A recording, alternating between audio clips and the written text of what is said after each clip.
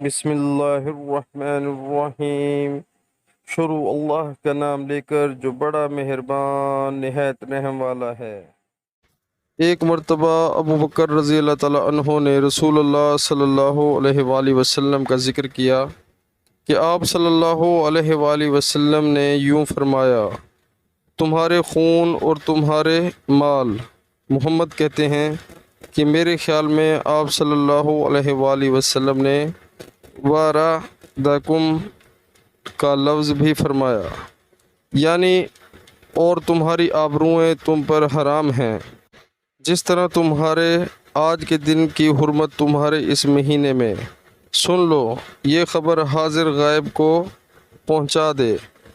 اور محمد راوی حدیث کہتے تھے کہ رسول اللہ صلی اللہ علیہ وآلہ وسلم نے سچ فرمایا۔ پھر دوبارہ فرمایا کہ کیا میں نے اللہ کا یہ حکم تمہیں نہیں پہنچا دیا؟ پیارے مسلمانوں، اللہ تعالی ہمیں حدیث پاک سننے اور اس پر عمل کرنے کی توفیق عطا فرمائے، آمین۔